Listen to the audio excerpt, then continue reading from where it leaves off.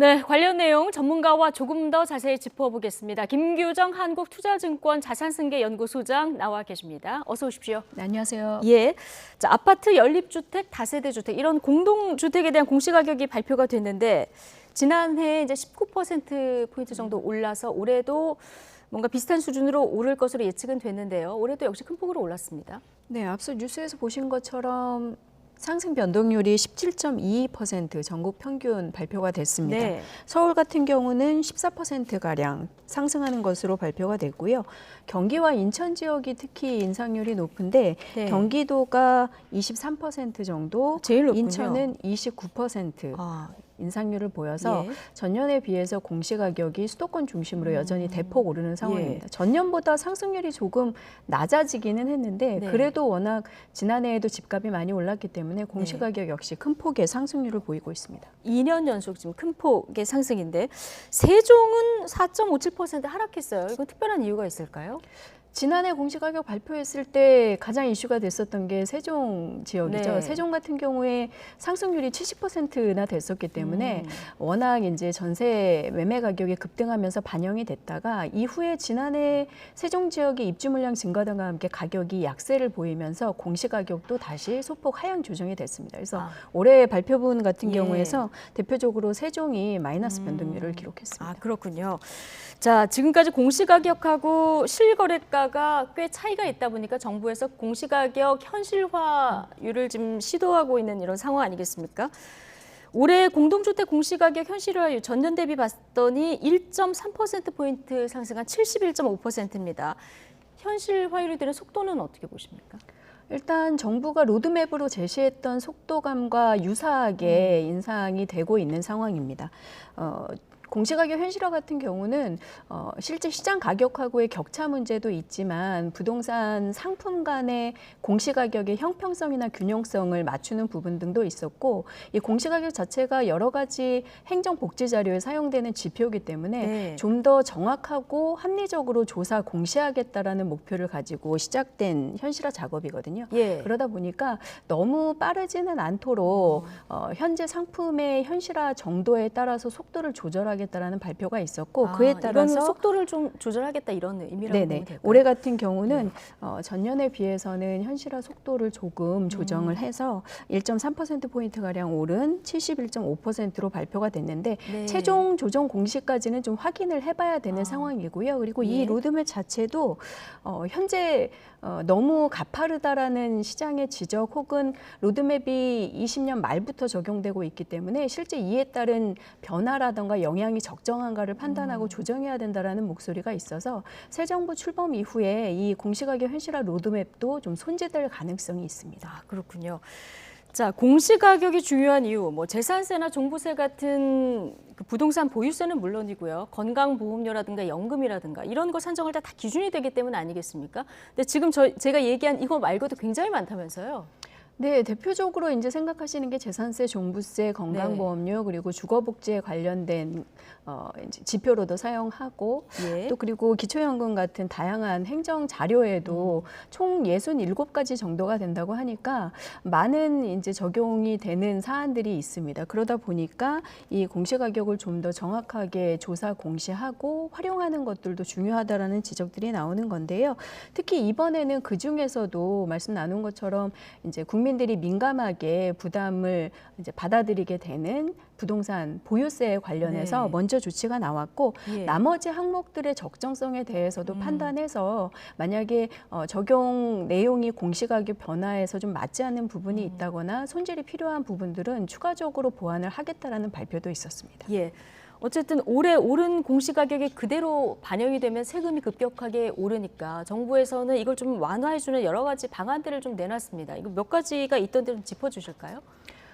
제일 중요한 게 지금 공시가격이 오르면서 주택 재산세 그리고 종부세가 오를 수밖에 없기 때문에 너무 급격한 변동은 지금 같은 코로나 상황에서 너무 부담이 과하다라는 지적과 함께 일단 지난해 수준으로 동결하는 내용이 발표가 됐습니다. 네, 그럼 과표 기준을 지난해 걸로 쓰는 겁니까? 네, 맞습니다. 주택 재산세, 종부세에 있어서 과표 기준을 적용할 때 올해분 공시가격이 아니라 예. 21년도 발표 발표된 공시가격을 적용하는 것으로 발표가 됐기 때문에 예.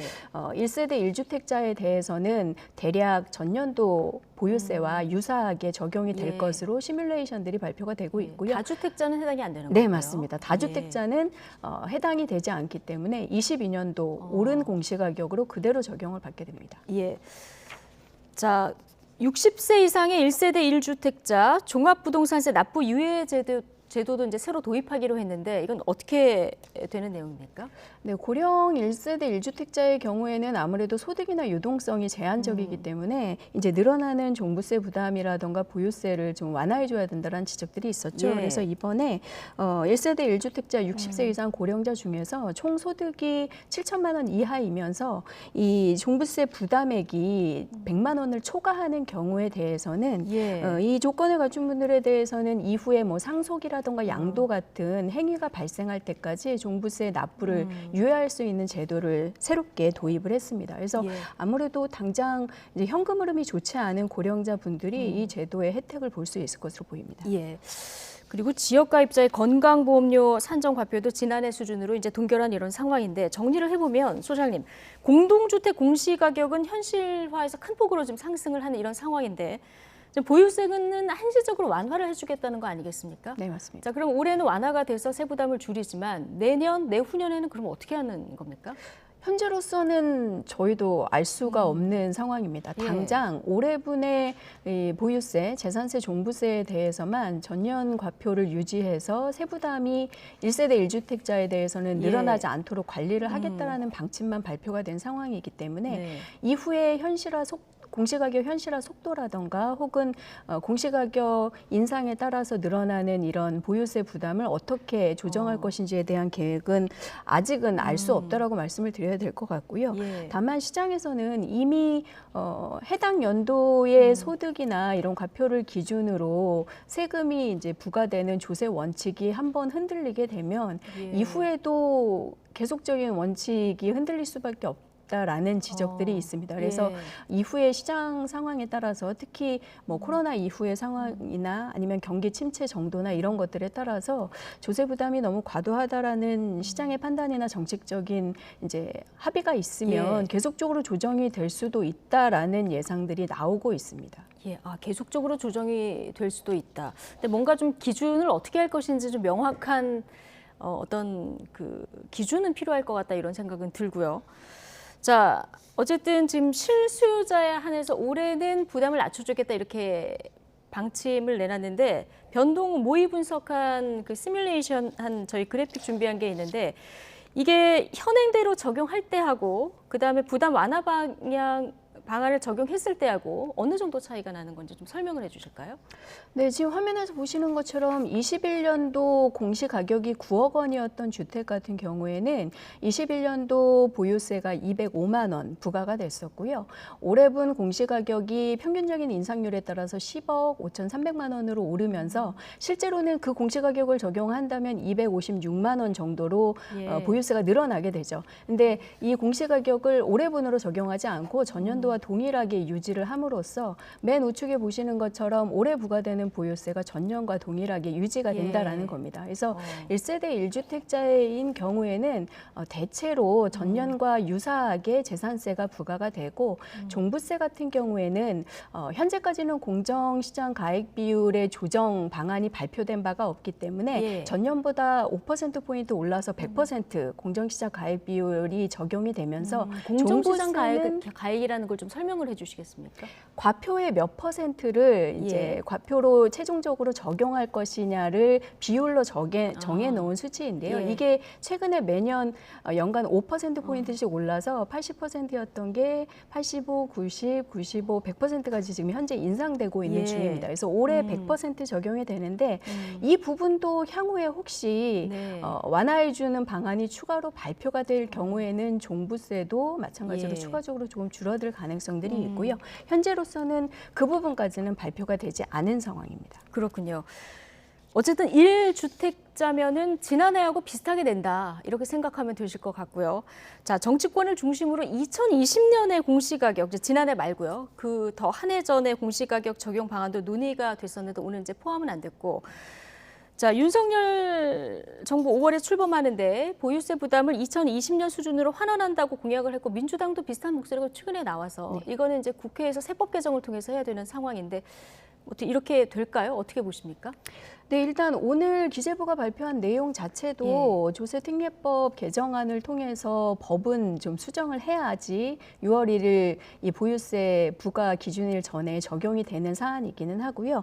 말씀하신 2020년 수준의 환원 부분에 대해서는 인수위나 새 정부 출범 이후에 추가적으로 더 완화 조치가 나올 수도 있다라는 예상들이 있고 일단 오늘 기재부의 발표에서는 21년 공시가격 적용만으로도 20년 수준의 환원을 결과적으로 이제 적용할 수 있다라는 시뮬레이션 발표가 있기는 했습니다. 그래서 1세대 1주택자의 경우에는 지난해 21년도 공시가격 과표를 적용하더라도 최근에 이제 재산세율 특례 조치라던가 종부세의 과세 기준을 11억 원으로 상향한 부분 이런 여러 가지 계속 완화 조치가 있었기 때문에 실제로 이 조치만으로도 2020년 수준으로 보유세 부담이 환원하는 결과를 얻을 수 있다라는 발표가 있기는 했습니다. 근데 이런 부분들은 추가적으로 인수위나 국회에서 논의가 좀 더 될 것 같기는 합니다.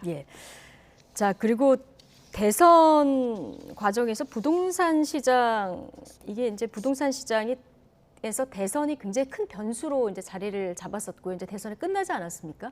최근에 부동산 시장이 좀 눈에 띄는 변화가 있습니까?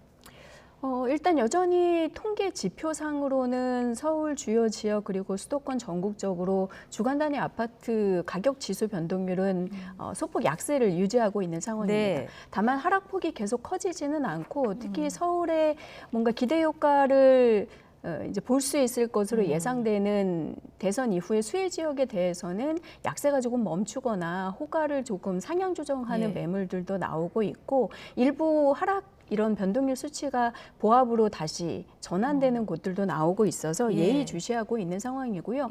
오늘 정부의 발표에서도 여전히 하향 안정세 기조를 유지하고 있지만 일부 지역이 국지적인 또 보합 전환 같은 것들이 나타나서 이런 것들이 이제 오름세로 불안해지지 않도록 계속 관리를 하겠다라는 발표가 있기는 했습니다. 그 일부 지역이라고 하면은 지금 재건축 그 물량들이 있는 이런 지역들 위주로 지금 약간 들썩이는 네, 맞습니다. 대표적으로 서울의 강남권의 재건축 아파트 밀집 지역에서 일부 호가 상향 시도 매물도 나오고 매물 회수하는 사례들도 조사가 돼서 이런 지역들에서 일부 이제 상승 우려가 제기되기도 하는데 다만 현재까지는 금리 상황이라던가 여러 가지 이제 여건들이 그렇게 투자 심리를 자극할 수 있는 상황은 아니어서 뭐 가파르게 다시 시장이 불안해진다거나 가격이 급등할 가능성은 많지 않다고 보여지는데요. 다만 인수위에서 이후 뭐 재건축 사업 등 부동산 시장에 영향을 미칠 만한 정책 과제들이 이제 어떻게 발표되느냐에 따라서 또 상황이 달라질 수 있기 때문에 시장에서 그 부분을 굉장히 주시하고 있는 상황입니다. 대출 규제도 완화될지 이 부분도 변수가 될지 좀 지켜봐야 될 것 같고요. 자, 지금 윤석열 당선인이 대통령 집무실을 용산으로 옮기겠다.